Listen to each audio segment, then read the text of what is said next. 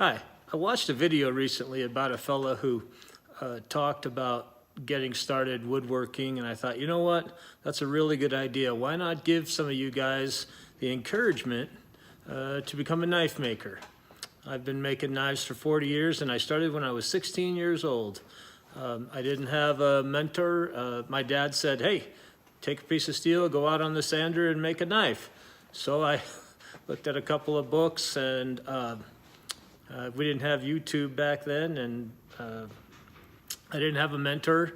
I just went out and I did some drawing, and I built a knife. And it took me a year to finish that first knife. So I wanted to give you guys 10 reasons or 10 tips on how to become a knife maker. So my number one tip, start with what you know. This is one of those things I use in life in general, whether I'm rock climbing or hunting or whatever I'm doing. Start with what I know. And one thing that I know everybody knows, everybody out there, you know how to draw. Sometimes you're out there looking on YouTube or you're looking on internet and you're finding knife designs that you like. And so you take that knife, whatever up here, and you try to get it on a piece of paper. Because the truth is, you're going to have to cut it out of steel sometime. So number one, start with what you know, get to drawing.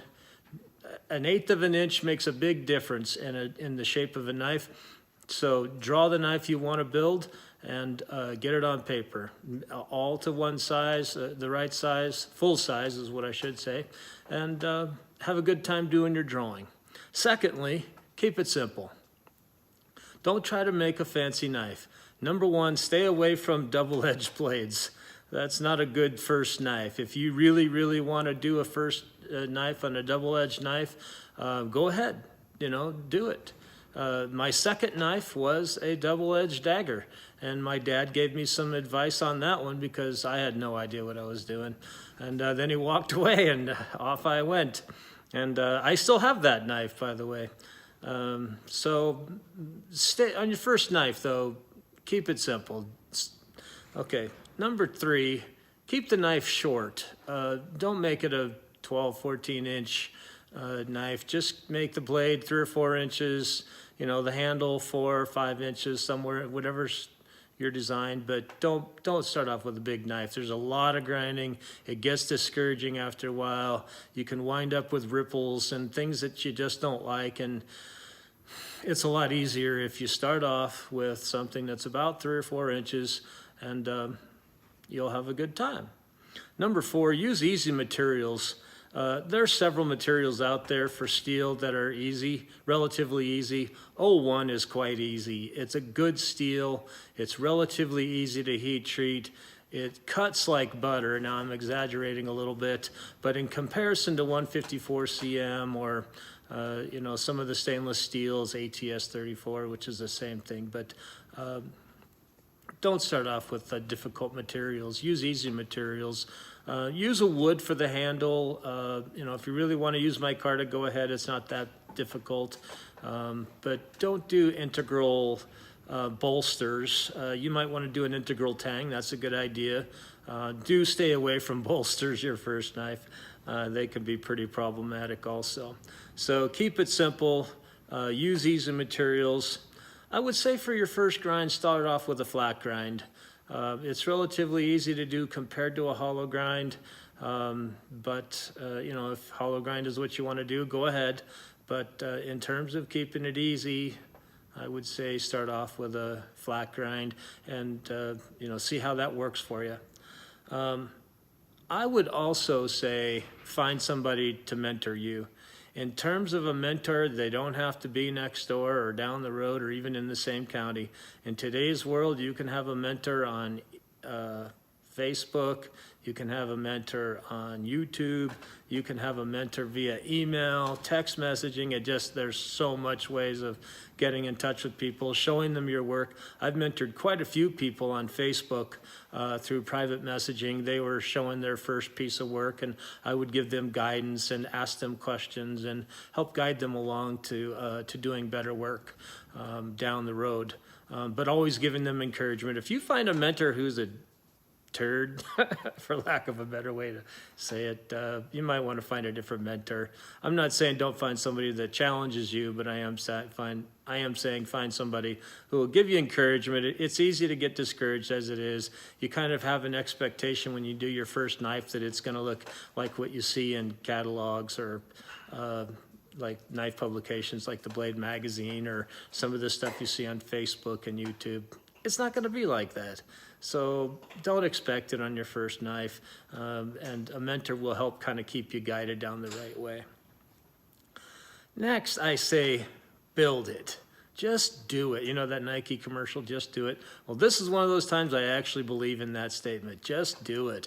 Take that piece of paper that you've been drawing on, put it on a piece of steel, draw it out, cut it out with a hacksaw, with one of those what do they call those, angle head grinders, or a bandsaw, or whatever you got. Cut it out, grind it out, and get started.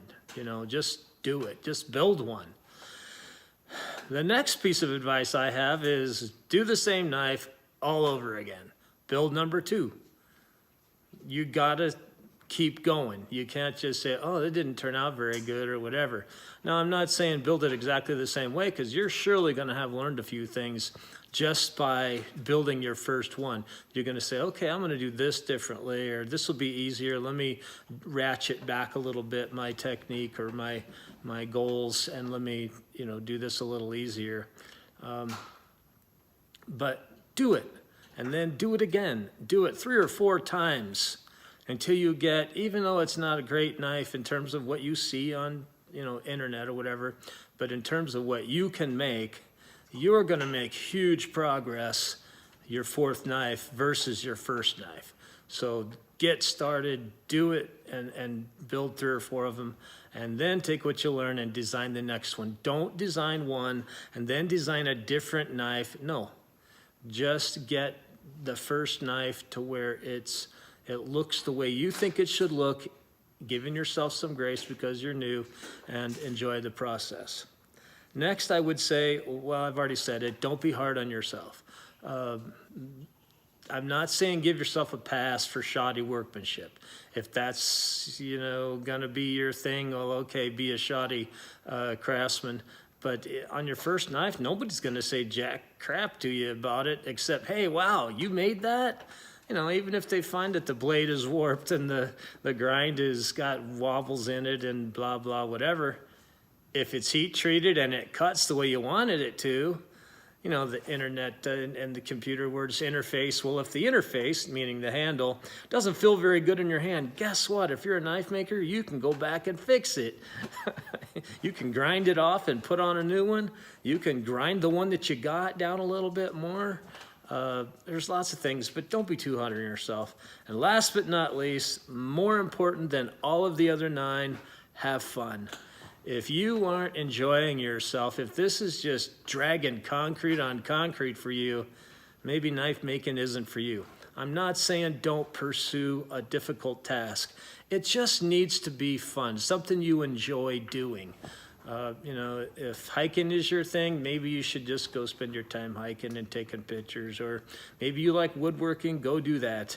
But for knife making, you build that first one. You say, okay, I want to do this. You draw it, you keep it simple, you use easy materials, you build that first one.